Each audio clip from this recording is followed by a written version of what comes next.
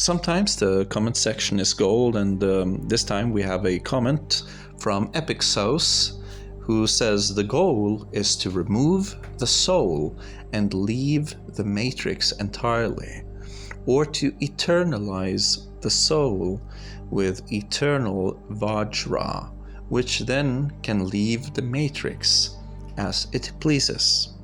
Furthermore, there's a little plaintiff here, but if we look below that, it says nirvana equals merges with soul and destroys the eternal spirit, opposite of the goal.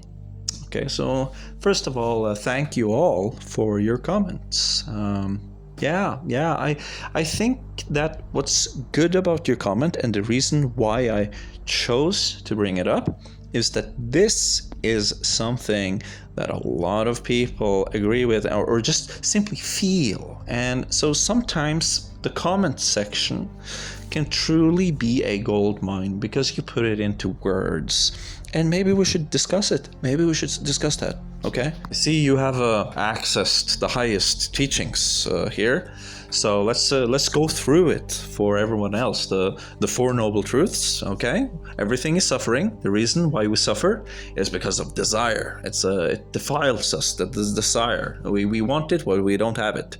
So we get rid of desire, and then we will be finally free from the suffering. And this process of you want something, it didn't turn out the way you expected, this has a beautiful cure called cope. And here we're at the coping seminar, and he's telling us about no money, brokey, no girlfriend, being a cuck. It's okay to be poor, no sex, no time, nice ego, be nice to your boss, suck his dick, lick his ass, work. How to be society. And I say, yes. Very society. Yes. Let's just go. We just sit under a tree and we cope. It's like, cope. So big deep breath. It's like, it smells like shit. No. Let go of the desire. You don't need good smell. And then you go to the bus. You go to the bus and you go on your knee and you lick the poo-poo. You lick the poo-poo up in your bus asshole. And the poo-poo come out into your mouth. And it is so painful. They have to do drugs and then they eat the poo-poo. It's very good. Now look at the center. Just straight into the crosshair of the symbol and really get in touch with your gut feeling. There's a navel chakra. Get in touch with that belly button. Belly button feeling. It's like, ooh, that's a beautiful pattern right there. And just look in the middle, because this is gonna warm you up for a gut feeling exercise. Okay, gut feeling. So we're gonna take a little exercise here. Where do you think you're supposed to look? Well, look at the cheerleader. She is pointing towards something. And she is pointing towards the fully enlightened full moon. So if you're looking at anything else, you're doing it wrong. Because desire, you need to let go of your desire. That's what someone with integrity who has a pure heart would do. So don't look at Mara, look at the moon right here, because the moon is very beautiful. And the Buddha is showing you the way to the moon right now, and this is your friend. This is your best teacher. Yeah. So follow the finger. Fantastic, great finger pointing from the teacher, and the moon is beautiful because it's far away. Has nothing to do with you, and it's fully enlightened, like a clear consciousness, and that's the ideal.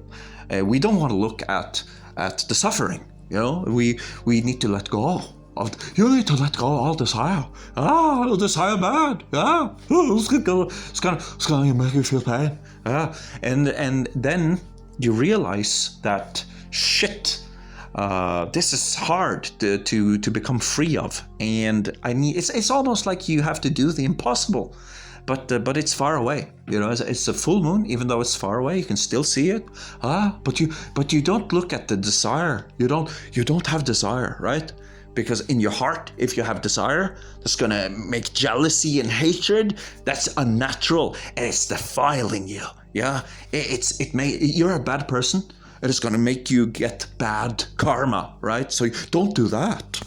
So stick to Buddhism and don't try to mix it up with other systems or do like a mixed ascension arts, because that's just gonna fail. That's really stupid, really. And you know, just listen to Buddha. You know, yeah, just do Buddhism. Be with the Buddhist monks. They're your friends. But I am aware of the problem with certain systems, like the Vajrayogini system. It's too hot to handle, right? It's too hot to handle. It's very difficult, you know. Even in my Vidya system, there is a problem with the Shiva, and that is that she's too cold, you know. She's too cold,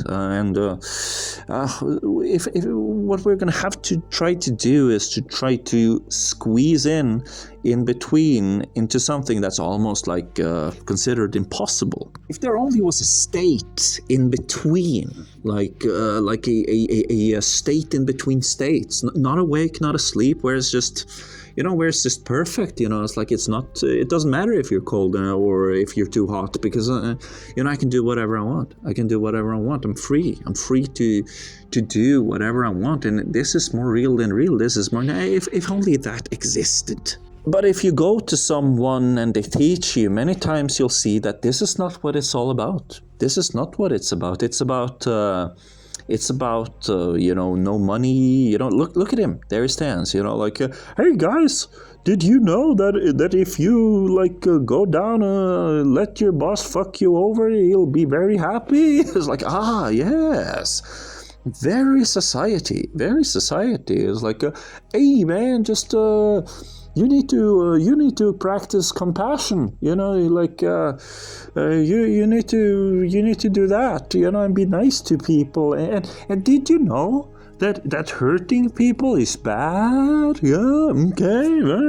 This is exactly why I bust my ass to the point of almost, you know, really going through some traumatic shit and terrifying imagery and some really nasty experiences while down in Peru. This is what it's all for. You know, this is what it's all for, you know, telling the cashier, yes, I very much do want that receipt, in such a way that she sees that, oh well, he was nice. that's why I do it.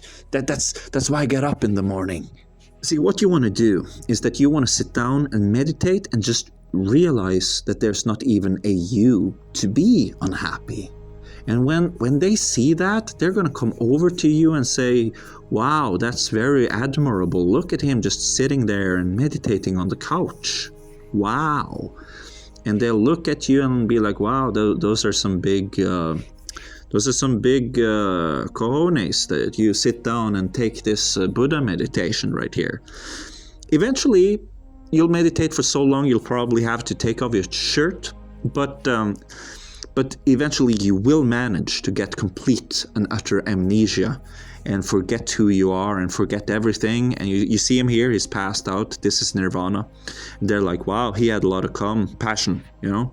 If you do that, you will learn to come out of the body. You know, and here you see maybe even some of the women, they saw it, or they were attending your meditation, and they also came out of their body, and that's like the highest form of meditation, and that's why Buddha is so respected, you know, because he could do that. You know, that's what they do at the monasteries, right?